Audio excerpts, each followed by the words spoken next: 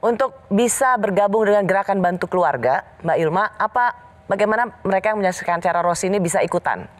Iya, kami membuka kesempatan jika ada pihak yang ingin memberikan beasiswa untuk adik-adik kita, 50 orang, kami sangat terbuka sekali. Ini bagian dari program jangka panjang.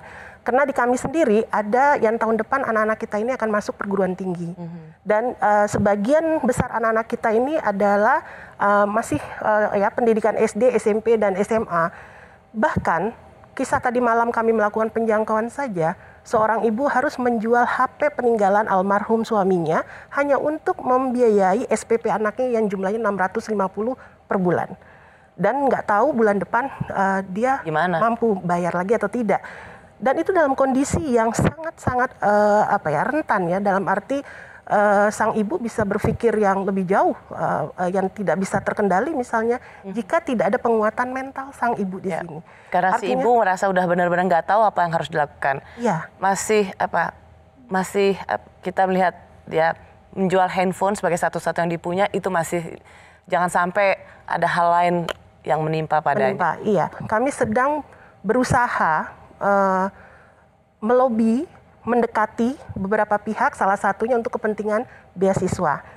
Jadi ada beasiswa untuk ke perguruan tinggi, ada beasiswa anak-anak kita atau adik-adik kita ini yang masih berada di pendidikan sekarang. Jadi tidak hanya biaya bulanan yang diberikan, tetapi bagaimana ada jaminan supaya mereka bisa masuk kuliah dan mendapat beasiswa. Betul. Kalau Kalis juga gimana, kawal masa depan masih bisa terus ya?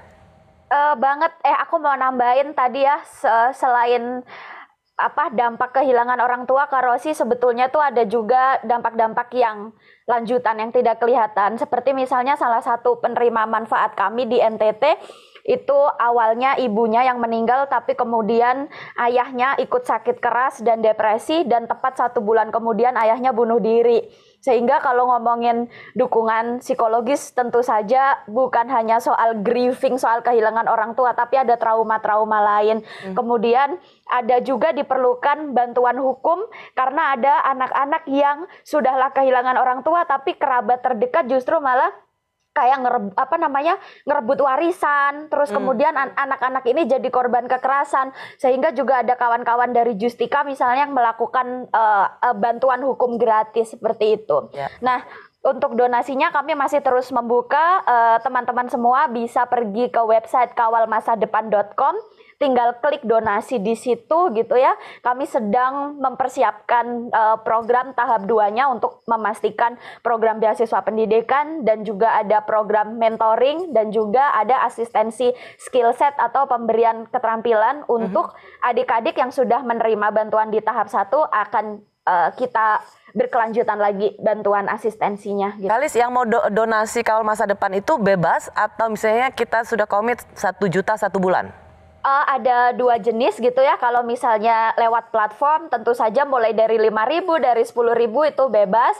Tetapi ada juga button orang tua asuh yang sudah kita launching bulan Agustus, dan sudah ada 500 orang tua asuh, calon orang tua asuh pendaftar. Terima kasih semuanya, orang baik di Indonesia banyak banget gitu ya. Ikut senang loh Kalis dengernya.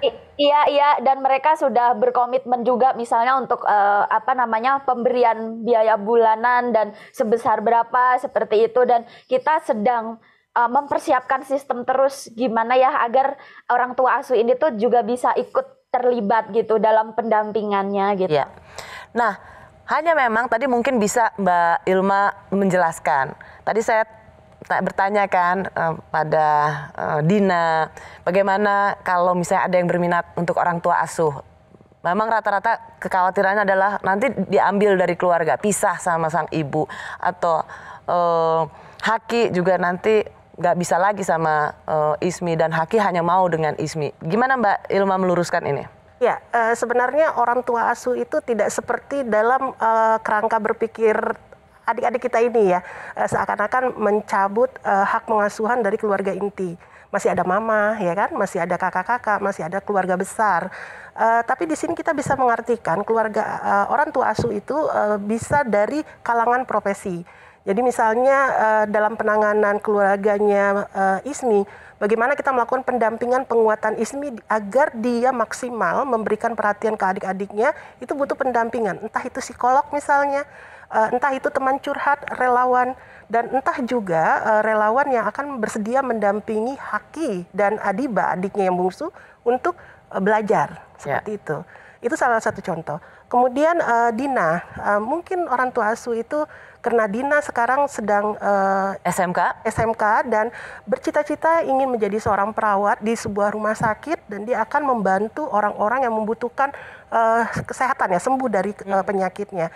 Nah itu kan bisa kita katakan bahwa orang tua asuh ini akan membantu membiayai pendidikan Dina misalnya. Ya, jadi intinya konsepnya itu bahwa kita mencari orang-orang untuk Dina, untuk Haki, dan banyak adik-adik lainnya untuk terus membuat Dina, Haki bisa meraih impian, bisa lanjut sekolah. Tapi apakah kemudian nanti Dina nggak sama ibu lagi? Enggak, Dina tetap sama ibu, sama adik-adik. Hika juga gitu, tetap bisa main game di rumah sama Ismi.